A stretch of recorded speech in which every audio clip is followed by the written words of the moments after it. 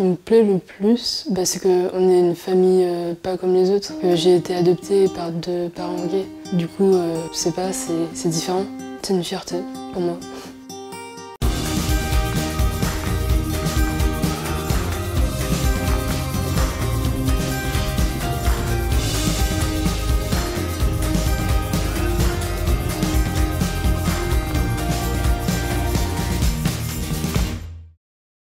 L'histoire de Jérôme, David et Anna est très émouvante et pleine d'espoir. Je vous emmène tout de suite à leur rencontre.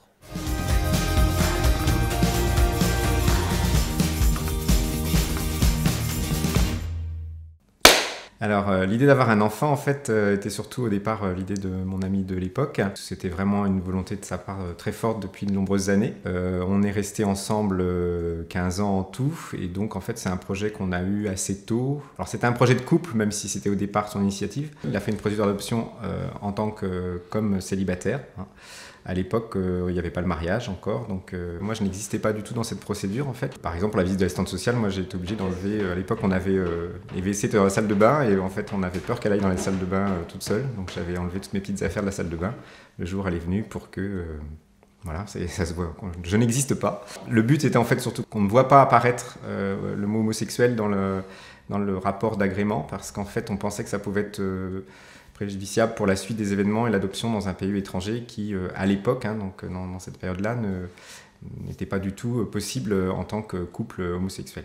Toute la procédure d'adoption a été très longue, alors entre la phase agrément, l'arrivée d'Anna, enfin toute la procédure dans le pays d'origine. Au départ, ça devait aller très vite en Haïti et en fait, régulièrement, il y avait de nouveaux problèmes administratifs.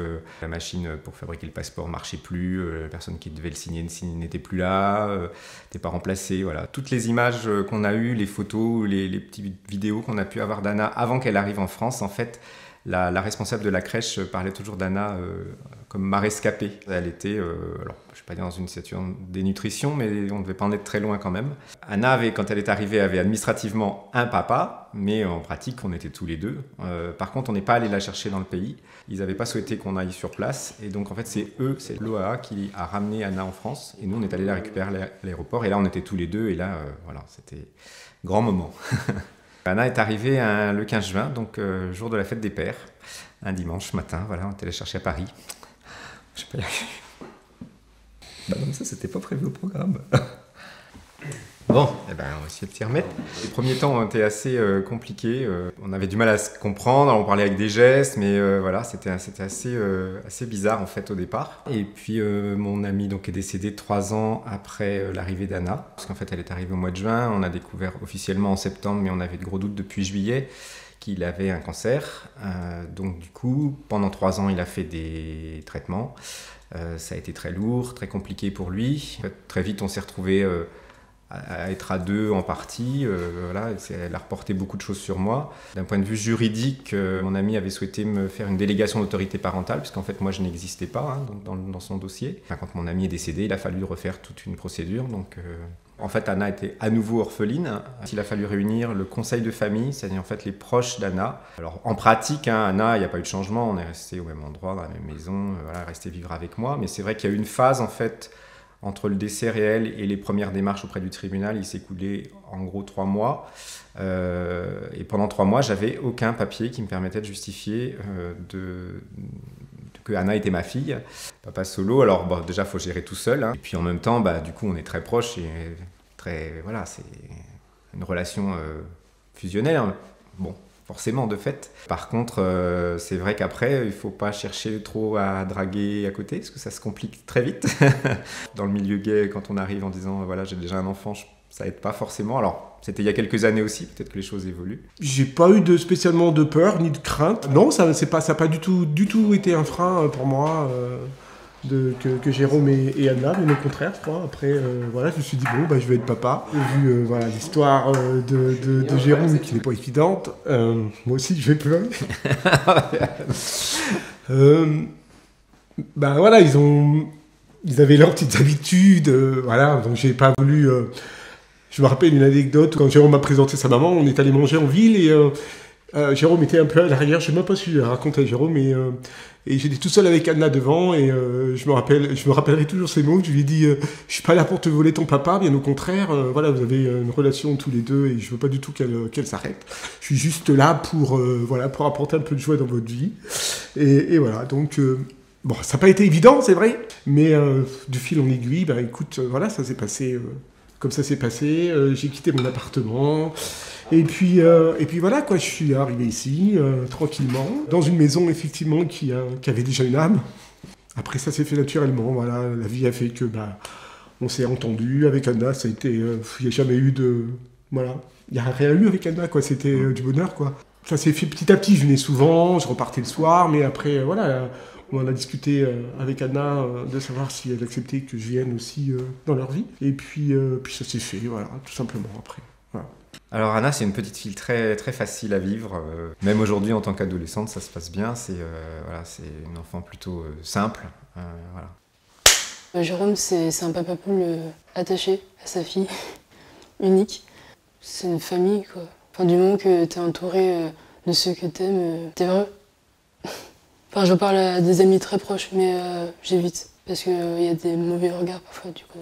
Je leur présente la situation, que j'ai été adoptée et que ma famille est homoparentale, mais je le vis bien. Ils n'ont pas d'autres questions, ils me laissent tranquille sur ça. Enfin, je sais que, par exemple, au collège, il y en a qui étaient contre ça, mais je les ai laissés parler. Et il faut montrer que tout le monde ne peut pas être comme tout le monde, et là, chacun est différent et chacun est unique. Donc j'aime bien tout ce qui est dessin, art en général. Je voudrais être architecte d'intérieur parce que je sais pas, j'aime bien décorer les maisons. C'est vrai qu'elle est assez douée en dessin. Hein. On a des échanges, elle vient plus me voir de temps en temps moi pour me demander mon avis, ce qu'elle en pense, etc. Donc effectivement oui, ça rapproche le côté artistique et puis voilà mon côté un peu peut-être décalé que Anna aime bien. Moi j'ai beaucoup d'amis filles qui sont un peu plus âgés, que j'ai rencontrés à la sculpture, qui sont aussi barrés que moi, on va dire. Et du coup, c'est vrai qu'on se côtoie beaucoup, et ça permet aussi à Anna d'avoir un côté féminin, de personnes adultes féminins, qui l'emmènent faire du shopping, pour des choses intimes, on va dire, qui nous, entre mecs, bon, c'est pas trop notre truc. Donc du coup, ils font des fois des journées shopping entre filles. Donc du coup, non. Moi, j'ai juste une mission, je laisse ma carte bleue. Voilà, c'est la carte bleue qui chauffe. En fait, moi, je pense que c'est important de témoigner. Enfin, aujourd'hui, même si c'est plus facile qu'à l'époque, nous, on a adopté, ça reste quand même compliqué, je pense, pour certaines familles homoparentales d'avoir des enfants. C'est important de dire comment ça se passe et que ça se passe bien, au final. Nous, on a un peu de recul, donc c'est important de le dire. Montrer que ça marche aussi, même quand les enfants sont ados et qu'ils sont aussi équilibrés, même dans une famille homoparentale quand on est ado. Je pense qu'il faut arrêter de se cacher. Parce que on a trop de temps à perdre. Moi, j'ai eu étant ado, j'ai eu du mal à m'accepter tel que j'étais, alors que je savais éperdument que j'étais homo depuis tout petit. Hein. J'ai fait mon coming out à 30 ans. Ouais, 25. Voilà, donc je pense que j'ai perdu beaucoup de temps. Parce que quand j'ai annoncé la nouvelle, ça a étonné personne. Donc du coup, j'ai envie de dire non, il faut vivre à fond ce qu'on a envie de vivre aujourd'hui.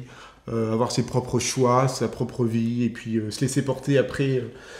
car l'amour, il existe.